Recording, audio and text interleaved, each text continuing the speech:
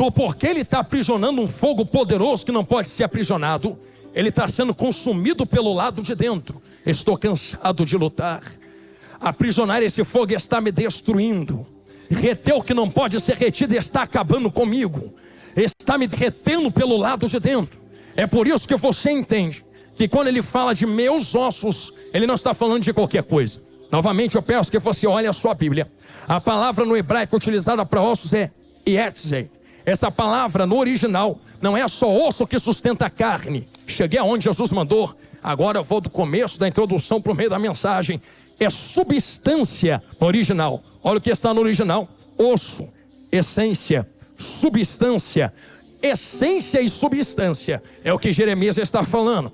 Então no português, claro, o que Jeremias escreve para nós é: eu pensei, não me lembrarei mais de Deus, não falarei mais o seu nome, mas a sua palavra é como um fogo poderoso que não pode ser contido. Mas eu estou tentando prendê-lo na minha substância, na minha essência, mas eu estou cansado de lutar contra esta essência, contra este fogo. Por que Jeremias está dizendo isso? Eu poderia usar como exemplo os anjos entrando para libertar quem estava aprisionado de dentro da prisão, porque não tem prisão que retenha aquilo que Deus decidiu abrir. Mas eu quero ser mais enfático. Aqui me olha de olho arregalado. A substância que Jeremias se refere, a essência que ele se refere, não é somente o osso físico, palpável. Estou gostando do olhar arregalado. Esse osso, essa substância que ele se refere, é aquilo que o sustenta, é aquilo que o coloca de pé, é aquilo que o segura. O que é que segura, pastor? Parênteses aberto, peça a sua paciência. Formou Deus o homem do pó da terra, soprou fôlego nas suas narinas, e o homem se torna alma vivente. Existem três coisas que formam cada um que está me olhando de olho arregalado. Corpo, formou do pó da terra. Alma, se tornou alma vivente. E espírito, soprou nas narinas. Só existe alma pensante falando para vocês, porque Deus sopra algo de dentro dele no corpo que não tinha vida. Então eu peço que você guarde isso que eu vou falar agora. Está vendo isso aqui? A Bíblia diz que é pó da terra, sim ou não? Eu vou pedir para você fazer um exercício. Olha aqui para o pastor Jonathan. Você está vendo eu feito de barra aqui em cima? Está vendo terra em mim? Então como é que a Bíblia diz que somos feitos do pó da terra? Será que Deus de fato desceu, como alguns ilustram, pegou o barro do chão, fez uma maçaroca, aquela maçaroca se tornou você? Quando nós lemos esta palavra pó da terra no hebraico é minhadama. Essa palavra minhadama é maná. Moisés, quando escreveu isto, só vai pegando Bíblia, estava fazendo uma comparação com maná. E você lembra que maná que Deus mandava no deserto tem data de validade, sim ou não? E depois da data não apodrece. Então o que Moisés está dizendo é: formou Deus um homem de algo que tem data de validade e apodrece. Em outras palavras, formou Deus um homem de carne, pele, osso, unha, cabelo. E Deus pegou esse recipiente, soprou. Só que quando Deus sopra, Deus não só coloca fôlego. Não é como alguém que, como maquinário, dá um chute, a máquina pega. Deus tira algo de dentro dele e infla Adão. O inflar aqui é dar movimento àquilo que não tem vida, retirando vida de dentro da vida e colocando vida dentro de algo que não tem vida, para que aquilo que não tem vida possa passar a ter vida. Estou sentindo Jesus na minha boca. Só que a vida que Deus coloca não é inerte. A vida que Deus coloca não é só isso aqui, ó. Não é só hálito, não é só fôlego. O que sai de Deus sai com uma consciência. Pastor, espírito não tem consciência, então o Espírito Santo é o quê? O que Deus coloca dentro de ti tem uma breve consciência de inclinação. O que no Jardim do Éden só vai comendo Bíblia. Sei que eu estou ficando pesado na teologia, mas vamos, vai dar certo. O que tem no Jardim do Éden é de serrará e é de serravô. O que é isso, pastor? Inclinação para o mal, inclinação para o bem. Adão não se inclina para o bem porque quer. Você já reparou que quem está desviado da presença lá fora tenta preencher o vazio que tem do lado de dentro com tudo, mas não consegue? Porque todos têm fôlego, espírito. Só que o espírito que há em nós não veio de nós, veio de Deus. Por isso todo homem inconscientemente se inclina para Deus. Pode estar na cachaça, mas ainda vai ter falta. Pode estar na bebida forte, mas ainda vai ter buraco na alma. Pode estar nas drogas, mas ainda vai estar com vazio. Quando é que o homem acha propósito? Quando entende que a inclinação do Espírito está para Deus. Estou sentindo Jesus, vou ficar olhando para a galeria agora. Só que existe uma alma aqui dentro também, lembra? O que está pregando para vocês aqui não é o Espírito que Deus soprou dentro. O que está pregando para vocês é a alma do pastor Jonathan Carlos. A minha alma são meus sentimentos, é a minha mente, é o que fala, é o que sente, é o que decide, é o meu coração. Eu teria a oportunidade de dizer a você nesse momento da palavra, que a gente costuma pregar que existe uma guerra entre carne e entre espírito, não é? Se for entre carne e Espírito Santo, ok. Mas quando vem para o nosso lado, é entre alma e entre espírito. Porque o espírito quer Deus, mas a alma quer a carne. O espírito quer Deus, mas a alma quer a carne. Esta foi a guerra de Adão, e esta é a guerra de todos que estão aqui me olhando agora.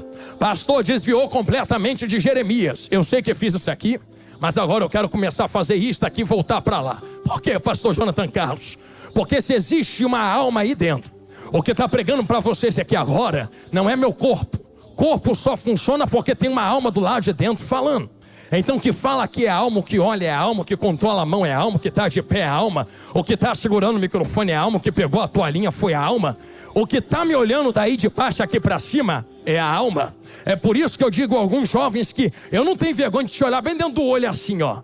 Pastor, por que tu não tem vergonha? Porque não é teu olho que está me olhando, nem meu olho que está olhando tu. É a tua alma que está me olhando e a minha alma que está olhando você. É alma olhando alma. Se tu entende que é alma olhando alma, agora existe uma guerra dentro de nós. Um espírito e uma alma guerreando pelo controle do que está aqui dentro. É esta essência, é essa substância que Jeremias se refere. A substância é a alma. A substância é o espírito. O que ele está dizendo não é matéria. Fogo que está ardendo dentro dele não está ardendo na matéria, porque, irmãos, se acendesse fogo igual a gente acende, queimava a carne. Mas um fogo que está aceso e não consome a carne. Que fogo é esse que está aceso, mas não mata a minha carne? Que fogo é esse que está aceso, mas não consome a minha carne? Se não está pegando na carne, está pegando em outro lugar. Aonde? Na substância, na alma, no espírito. É por isso que eu digo a vocês, que quando ele fala que esse fogo está ardendo dentro dessa substância, não pode ser contido. Está destruindo a alma dele pelo lado de dentro, de tanto lutar contra Deus. Só que lembra que eu disse que Deus vai derrotar cada um que está aqui dentro agora? Não tem como conter o que Deus colocou dentro de vocês, por causa do que está escrito em Êxodo capítulo 3. E como eu não estou com pressa de arrancar o seu glória, olha o que está escrito em Êxodo capítulo 3, verso de número 2. E apareceu-lhe o anjo do Senhor em uma chama de fogo, do meio de uma sarça, e olhou, e eis que a sarça ardia do fogo, e a sarça não se consumia. Novamente eu faço uma pergunta: tem uma sarça que está ardendo no fogo, mas o fogo não consome a sarça. Caraca. Que fogo é esse? Que arde, mas não destrói. Que arde, mas não consome. Que arde, mas não derrete. Que arde, mas não destrói, não consome, não derruba. E detalhe, tanto está pegando na sarça, entrei, vem comigo, varão da Galileia, que tem um anjo falando no meio da sarça com Moisés. E Moisés está olhando para a sarça, e a sarça pegando fogo, mas a sarça é só um recipiente que carrega uma voz. Entenderam? Na direita, vou falar olhando para a esquerda. É uma sarça pegando fogo, e da sarça sai uma voz. E da sarça sai uma voz. E da sarça sai uma voz. Tenta trancar a voz que sai da sarça para tu ver. Tu vai morrer tentando trancar a voz. Não tem como calar a voz que sai da sarça. Eu estou olhando daqui de cima. Eu não estou vendo mais crente dentro da Depoendo. Eu estou vendo sarça, sarça, sarça, sarça, sarça, sarça, sarça, sarça pegando fogo. Tem uma voz falando do meio da sarça. Ai, Jesus, como eu amo a sua palavra. Que voz é essa, pastor Jonathan? Tem alguém comigo? Diga glória a Deus. Então toma a Bíblia. O anjo do Senhor apareceu-lhe e lhe falava. Mais à frente você vai ver que o Senhor, em letras maiúsculas garrafais, que ali no original é Jeová e Yahvé, Fala com Moisés assim: tira a sandália do pé, porque o lugar que tu está é terra santa, assim ou não? Só que o anjo que aparece não aparece mandando, aparece convidando. Quem mandou entrar? Quem mandou entrar? Alguém entendeu? Aqui embaixo eu vou falando para a galeria. O anjo não mandou. Quem mandou entrar? Quem mandou atender o convite? Quem mandou vir de curioso? Agora que veio, a palavra muda. Tira a sandália do pé. Não quero, o problema é teu, entrou porque quis. O lugar que tu está é terra santa, obedece a regra da casa. Peraí, pastor. O Senhor falou para mim, alguns momentos atrás, que quem convidou Pedro, Tiago, João, Tomé para entrar no barco foi Jesus. Jesus entrou e seguiu. Entrou porque quis. Agora tu está falando que o anjo aparece e a convida a Moisés, e Moisés entra e o anjo não obriga? Que anjo é esse que tem poder de convidar, mas depois que entra a voz muda e passa a ser ordenância? O anjo do Senhor não é Miguel, não é Gabriel. Quer saber quem é o anjo do Senhor em Êxodo 3? É alguém maior que Miguel, é alguém maior que Gabriel. Miguel bate continência para esse anjo aqui. Gabriel se curva diante desse anjo aqui. Pastor, adorar anjo não pode. Mas tu lembra de Abraão? Porque eu lembro de Abraão e lembro de João. João dentro do céu em visões viu um anjo, não o anjo, viu um anjo. Aí ele dobrou o joelho e adorou aquele anjo. Aí o anjo falou assim: rapaz, não me adora não, porque eu sou teu conservo. Anjo não recebe adoração. Se anjo não recebe adoração, como é que na porta da tenda de Abraão apareceram 3 anjos? E entre eles estava o anjo que apareceu para Moisés também. Eu vou tentar ensinar o que Abraão fez aquele dia. Ele veio correndo, fez assim, ó.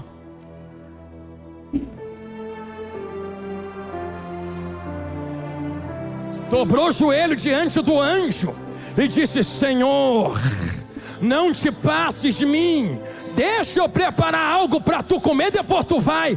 Eu imagino o anjo: adora mesmo, porque tu sabe quem chegou aqui na tua frente, rapaz. Sabe quem é o anjo do Senhor? É Jesus grandão da Galileia antes da crucificação. Estou sentindo Jesus aqui. Pensou que Jesus apareceu só na cruz?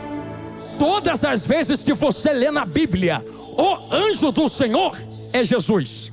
Você quer ver só? Quando é Miguel, Miguel fala assim: que o Senhor te repreenda. Quando é Gabriel, Gabriel fala assim: o Senhor me enviou. Quando é o anjo fala assim: eu tirei, eu enviei, eu estou indo, eu falei, eu estou na frente. É Jesus antes da crucificação. Pensou que Jesus é fraco e só aparece na cruz? Jesus aparece a hora que quer. Eu vou te mostrar na Bíblia. Sabe qual é a primeira vez que Jesus aparece, para contextualizar e ligar em Jeremias 29? Aonde, pastor, qual é a primeira vez que Jesus aparece na Bíblia? No princípio criou Deus os céus e a terra era sem forma e vazia, e o Espírito pairava sobre a face das águas. Alguém vai entender na galeria, quer ver? E disse Deus: haja, haja, haja. Olha Jesus aí: haja, haja. Jesus era a palavra que saía da boca de Deus. Só que essa palavra é tão poderosa que João vem no capítulo 1 dizendo: a palavra que saía da boca dele não se conteve, desceu na terra, se fez carne. No princípio era o verbo, e o verbo estava com Deus. Aleluia, e o verbo Senhor era Deus. E o verbo se fez carne, andou entre nós, veio para a terra, pegou a cruz, foi para o Calvário, morreu, mas ressuscitou. Agora tu compreende. Quem é que está falando através da sarça? É Jesus. Vou jogar para a galeria. Tem sarça pegando fogo, um fogo que ninguém apaga. Não adianta lutar contra isso que ele colocou dentro de ti. Não é o diabo que luta, não é os demônios que lutam, irmão. O nosso maior inimigo não é o diabo, Ele já foi derrotado na cruz do Calvário.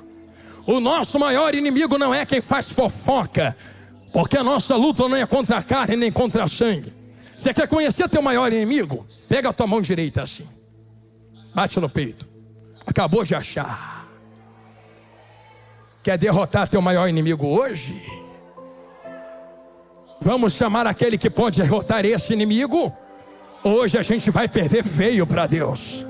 Por que nós vamos perder feio para Deus, pastor? Tem uma voz que quer falar de dentro do fogo.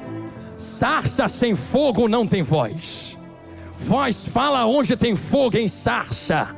É por isso que eu digo a voz, que ninguém aqui que me olha com esse olho arregalado poderia cumprir o propósito que Deus instalou em cada um de nós. Porém, como Jeremias não consegue resistir e é mais forte do que ele, tem algo que te impulsiona a estar aqui dentro hoje.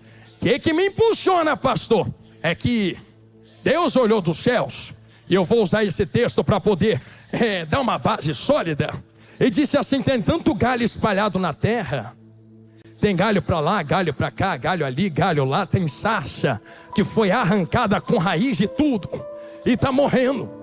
Eu sei que ao cheiro das águas se renova mais. Eu quero fazer algo poderoso com esses galhos que estão secos. Pastor, aonde tu quer chegar? Lembra de Atos 27 e Atos 28? Contextualizando para voltar aqui, estou olhando para o relógio, não se preocupe. Porque lá em Atos, Paulo está catando graveto, sim ou não? Cata aqui, cata lá, cata ali, cata aqui. Bota tudo junto e não percebe que entre os gravetos tinha mais o que, crente? Acha uma cobra, uma víbora. Como é que não viu? Como é que não percebeu? Está juntando galho de todo lado, não percebe que no meio tem uma víbora? Não dava para perceber. Não lembra que era noite, era frio, estava chovendo? Tu nunca teve a oportunidade de ver cobra de noite? Ela paradinha parece um galho. Se bobear, até pisa nela e ela te dá um bote, pensando que era só galho seco. Imagina Paulo vendo no meio daquele, todos aqueles galhos. Pega tudo e leva. Mas sei que vai doer, mas vai curar. Sarça, sarça, sarça, sarça. Galhos arrancados do chão. Alguém juntou e falou assim: vambora que eu tenho lugar para jogar vocês. Vem ele andando, vai se aproximando. De onde, pastor? De fogo. Que é lugar de sarça, lugar de galhos, lugar de lenha, lugar de madeira, lugar de enxerto na videira. É fogo. Só que enquanto ele se aproxima do fogo, vou usar jargão pentecostal, uma víbora se manifesta no meio dos galhos, sim ou não? Engraçado, ela estava escondida dentro. Tem gente que se assusta com esse texto. Mas tem que estar escondida dentro, porque fora já mostrou a cara. Entenderam? Aqui embaixo, vou falar olhando para cima. Ela não se esconde lá fora, se esconde dentro do ajuntamento de galhos. Só tem um jeito. Não entendendo, vou falar olhando para a galeria. De não permitir que víboras se escondam em áreas específicas entre galhos. Fogo, fogo, fogo, fogo, fogo, fogo, fogo, fogo, fogo, fogo. Quanto mais Paulo se aproximava, a víbora se manifesta e agarra o braço dele. Ele balança no fogo, não morre. Aqui fica uma mensagem clara, quem está olhando de olho arregalado. Tem muita coisa que está contra nós, que só vai sair quando o fogo pegar de uma maneira como nunca antes pegou. Não tem